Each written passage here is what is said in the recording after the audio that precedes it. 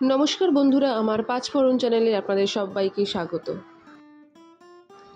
বাজারে এখন পাকা পাকা আনারস উঠছে, আর পাকা পাকা আনারস উঠলে আনারসের চাটনি বানাবো না সেটা কি হয়? এই আনারসের চাটনি আমি কীভাবে বানাই আপনাদের সঙ্গে সেটা শেয়ার করছি। এইভাবে যদি আনারসের চাটনি বানানো যায়, খুব কম সময়ে কিন্তু সুস্বাদু চাটনি হয়, আর একদম অনুষ্ঠান বাড়ির মতন কিন্তু খেতে লাগে। চলুন চটজলদি ভিডিওটা স্কিপ না করে পুরো রেসিপিটা দেখুন, আর কমেন্ট করে জানান আমার রেসিপি আপনাদের কেমন লাগছে। দেখতেই পাচ্ছেন আনারসটা কি সুন্দর টুসটুসে পাকা, গন্ধটাও খুব সুন্দর বেরিয়েছে। তবে আনারসের চাটনি করার জন্য পুরো আনারসটা আমি নেব না, অল্প আনারস দিয়ে আপনাদের সঙ্গে আমি রেসিপিটা শেয়ার করছি।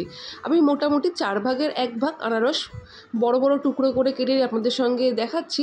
প্রথমে কিছুটা পরিমাণ বড় বড় টুকরো করে কেটে নিলাম, তারপর আপনাদেরকে কাটিংটা দেখানোর জন্যে আমি ছোট ছোট করে কেটে দেখাচ্ছি।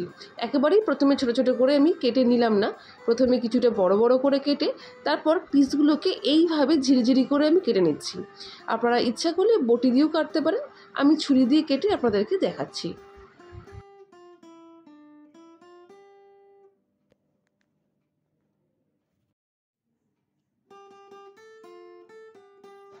আর হ্যাঁ, আনারস কাটতে কাটতে একটা কথা বলে রাখি, যারা নতুন বন্ধু আছো, যারা এখনও সাবস্ক্রাইব করোনি, অবশ্যই আমাকে সাবস্ক্রাইব করো, আর রেসিপিগুলো কেমন লাগছে সেগুলো দেখো।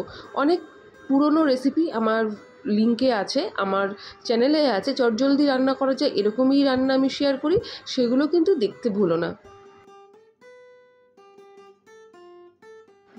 যাই হোক, পিসগুলো কীরকম আমি ঝিরিঝিরি করে কাটছি সেটা দেখে নিয়েছো। খুব পাতলা করার দরকার নেই, খুব মোটা করারও দরকার নেই, মোটামুটি একটা স্ট্যান্ডার্ড সাইজ হলেই হলো। যাতে প্রপারলি সেদ্ধ হয় সেই দিকে লক্ষ্য রাখলেই হলো। সবসময় যে খুব পাতলা করতে হবে আনারসের চাটনির জন্য আনারসের পিস, তা কিন্তু একদমই নয়।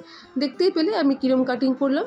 এরপর দুটো শুকনো লঙ্কা গোটা আমি শুকনো তাওয়া বা শুকনো কড়াইতে আমি ড্রাই রোস্ট করে নিচ্ছি। শুকনো তাওয়ায় বা শুকনো কড়াইতে ড্রাই রোস্ট করে রেখে শুকনো লঙ্কা দুটোকে আমি আলাদা প্লেটে রেখে দিলাম। এবার ওই কড়াইতে দিয়ে দিচ্ছি 1 টিস্পুন মতন সর্ষের তেল, আর দিয়ে দিলাম 1/4 টিস্পুন মতন পাঁচফোড়ন। এই আনারসের চাটনিতে কিন্তু যদি ফোড়ন দিতে চান তাহলে পাঁচফোড়নই দেবেন, আর অন্য কোনো ফোড়ন দেবেন না। আর যদি ফোড়ন আপনারা দিতে না চান তাহলে ফোড়নটা আপনারা স্কিপ করতে পারেন। যাই হোক, আমি পাঁচফোড়ন দিয়ে দিয়েছি খুব সামান্য পরিমাণে। পাঁচফোড়নগুলো ভাজা ভাজা হয়ে গেলে আনারসের টুকরোগুলো পুরোটাই আমি দিয়ে দিলাম একসাথে।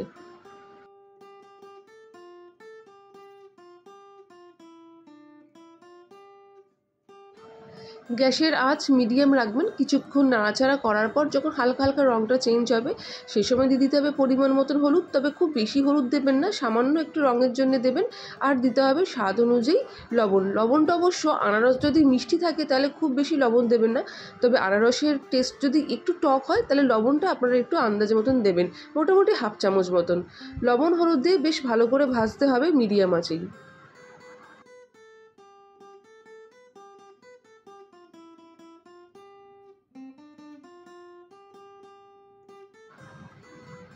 মোটামুটি 5-7 মিনিট ধরে আমি আনারসের টুকরোগুলোকে ভেজে নিয়েছি। দেখতেই পাচ্ছেন তেলটাও সোক করে নিয়েছে, একদমই তেল নেই।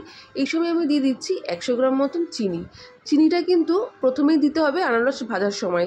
আমি কিন্তু কোনো জল এখনও অবধি ব্যবহার করিনি। চিনিটা দিয়েও মিডিয়াম টু লো আছে ভাজতে হবে।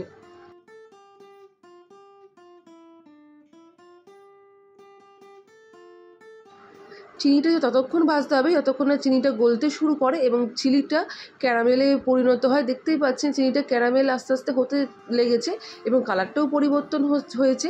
ঠিক এই সময় আমি দিয়ে দিচ্ছি ছোটো কাপের 1 কাপ জল। জল খুব একটা বেশি প্রয়োজন নেই, কেননা মিডিয়াম আছে আনারসগুলো ভাজতে ভাজতে অনেকটাই নরম হয়ে এসছে।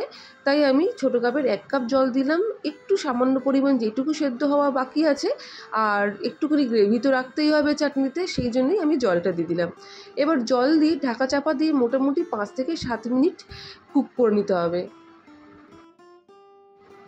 5 থেকে 7 মিনিট ফুটে উঠে গেলেই সেই সময় আমি দিয়ে দিচ্ছি আগে থেকেই আমি 25 গ্রাম কাজু এবং 25 গ্রাম মতন কিশমিশ ধুয়ে রেখেছিলাম, সেই কাজু কিশমিশটা দিয়ে দিলাম। কাজু কিশমিশটা এই ক্ষেত্রে কিন্তু একটু আগে দিতে হবে, কেননা আনারসের সময় সঙ্গেই কাজু কিশমিশটা যাতে একটুখানি সেদ্ধ হয়ে যায় সেদিকে লক্ষ্য রাখতে হবে।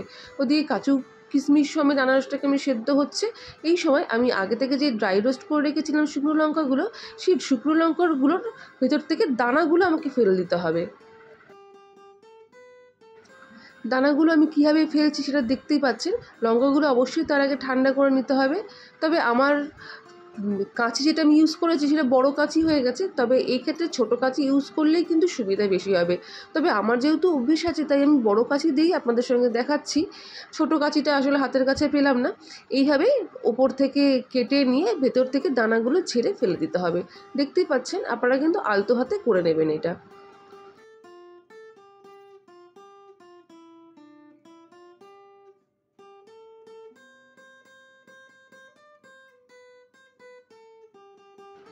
দেখতেই পাচ্ছেন পুরো দানাগুলো আমি ঝেড়ে ফেলে দিলাম। এইভাবে কাঁচি দিয়ে কেটে ওপরে খোসাটা শুধু রয়েছে, কেননা এই চাটনিতে কিন্তু আমার দানা একদমই লাগবে না।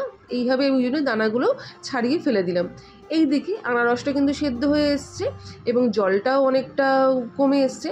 এরপর দিয়ে দেবো এখানে আমি হাফ পাতিলেবুর রস।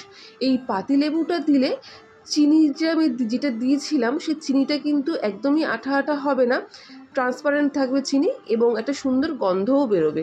সেই জন্য পাতিলেবুর রসটা কিন্তু দেওয়াটা একদমই মাস্ট। আপনারা কিন্তু পাতিলেবুটা একদমই স্কিপ করবেন না। আমি দিয়ে দিলাম এখানে হাফ চামচ পাতিলেবু। এরপর আবারও খানিকক্ষণ নাড়াচাড়া করে নেব।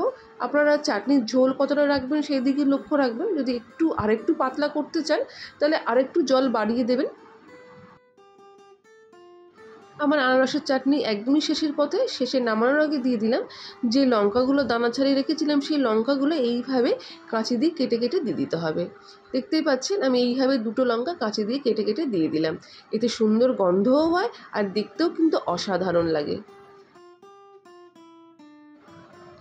আমার আনারসের চাটনি একদম রেডি। এই সিজনে দুপুরবেলা খাওয়ার পর যদি একটু আনারসের চাটনি থাকে তাহলে তো একঘেয়ে টেস্ট থেকে একটু আলাদা টেস্ট পাওয়া যায়। যাই হোক, আপনাদের আমার রেসিপি কেমন লাগলো জানিও।